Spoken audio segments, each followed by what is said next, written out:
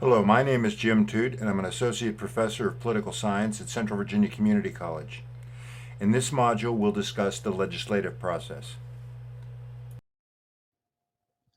The primary responsibility of Congress is making laws.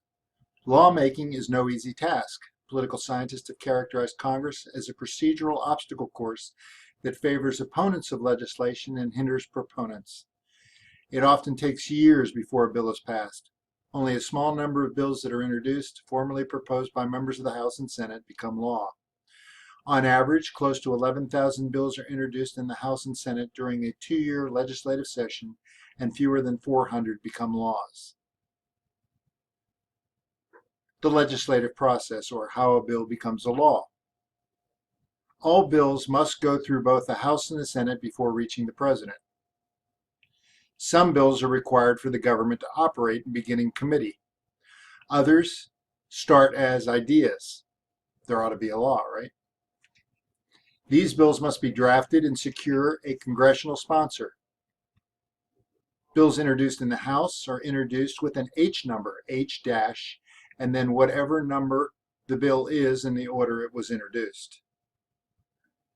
Then they are referred to House committees, which hold hearings and recommend passage.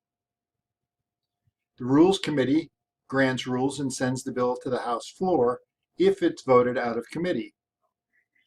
The House debates and passes the bill, or doesn't, but only germane amendments are allowed, amendments that are germane or relevant to the actual bill.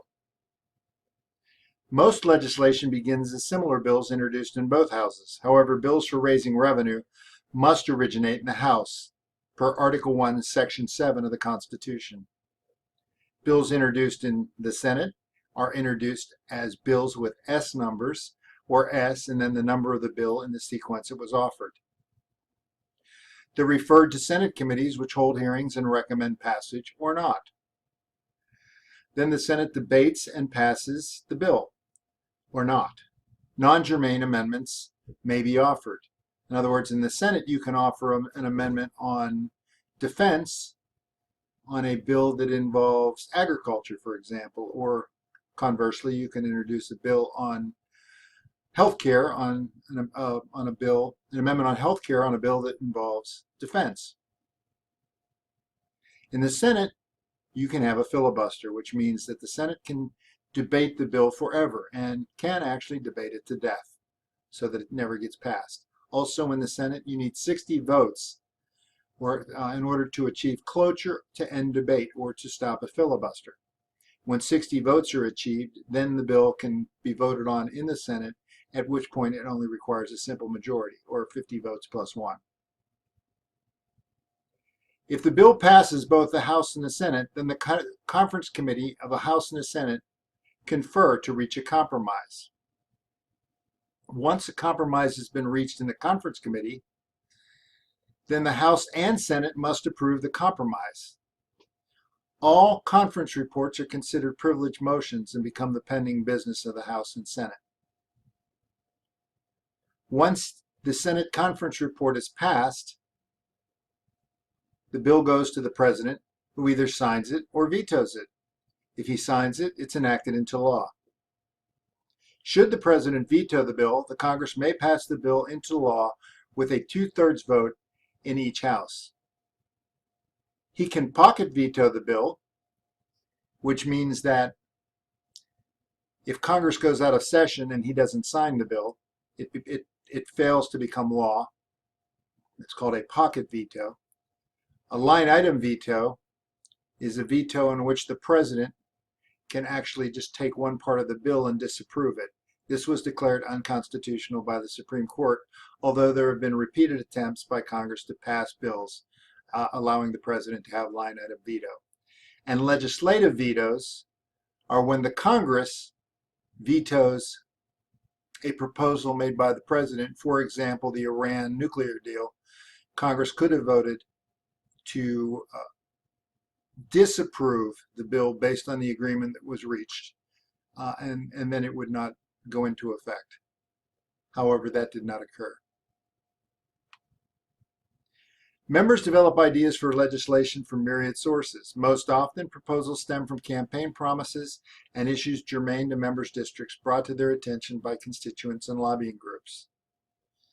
Legislation can originate as a result of executive communication, a message or letter from the president, a cabinet member, or an agency head to the Speaker of the House or President of the Senate, recommending that Congress address a policy or budgetary issue. These requests often follow the President's State of the Union address. Presidents can also make their agenda known to Congress by making speeches that are publicized through the media. Executive communications are referred to appropriate congressional committees, which decide whether or not to act on them. The President uses an executive communication to submit his proposed budget to the House Committee on Appropriations, which uses it as a basis for drafting federal funding legislation. If it is to have much chance of becoming a law, a bill must be drafted into a proposal that will generate support in Congress, as well as among the public, interest groups, and the executive branch. Bills are drafted by members with the assistance of their staffs and experts in the House and Senate Legislative Counsel's office. A bill's language can be instrumental in generating media publicity and subsequently support for or opposition to it. The title can position the bill in the public debate as it captures the idea and images proponents wish to convey. An example is the Patriot Act. Every year, the docket, the schedule outlining Congress's workload, accommodates a significant amount of legislation that is required to keep existing programs and services going. Most required legislation takes the form of authorization bills, which establish a suggested level of funding for a program, and appropriation bills, which actually provide the money for a department or agency to run the program. Members from either House or the Senate can introduce legislation. The member who introduces the bill is its sponsor. Other members can sign on as co-sponsors or supporters of the bill. Having a large number of co-sponsors or having congressional leaders sign on to a bill can boost its chances of success. Bills are the most typical form of legislation. They can originate in either the House or Senate, with the exception of bills for raising revenue, which must be initiated in the House. After a bill is introduced, it is referred to the standing committee having jurisdiction over the subject matter, such as energy or homeland security, by the presiding officers in each chamber.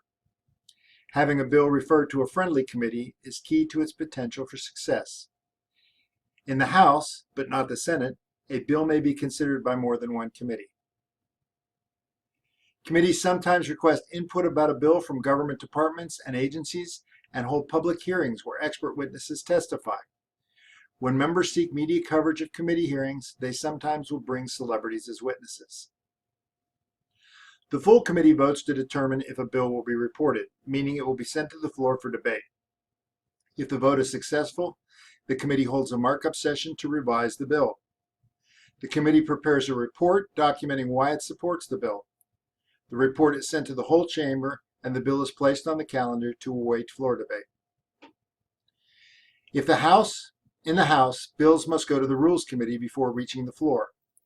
The Rules Committee assigns the bill a rule that sets the procedures under which the bill will be considered on the floor. The rule establishes the parameters of debate and specifies if amendments, proposed changes to the bill, will be permitted or not. A bill can become stalled if the Rules Committee does not assign it a rule at all or in a timely manner. Rules must be approved by a majority of the members of the House before action can begin. There is no Rules Committee in the Senate, where the process of bringing a bill to the floor is simpler and less formal. The Senate Majority Leader makes a motion to proceed with floor debate. Once a bill reaches the House or Senate floor, it is debated, amended, and voted on. Many of the bills that make it to the floor are minor bills, non-controversial measures that have symbolic value, such as naming a post office. Floor consideration of most minor bills is brief, and they are approved by voice vote.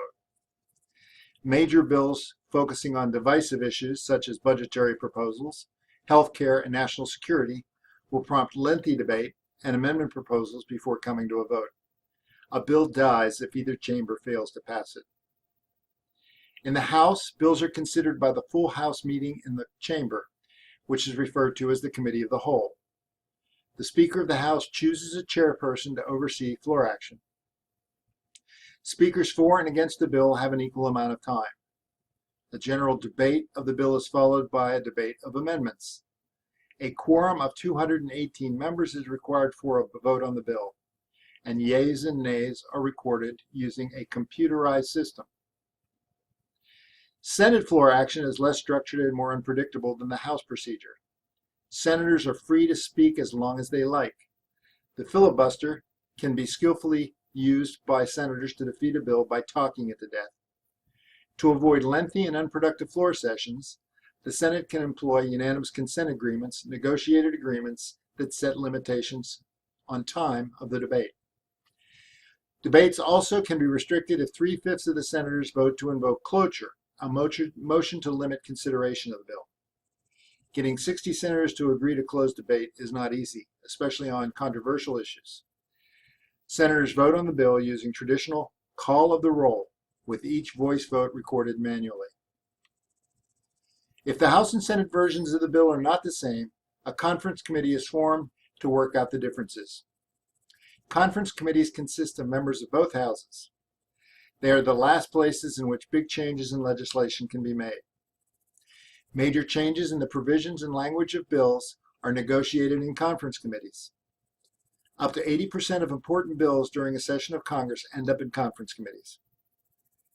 During conference committee negotiations, conferees meet informally with party leaders and members who have an interest in the bill.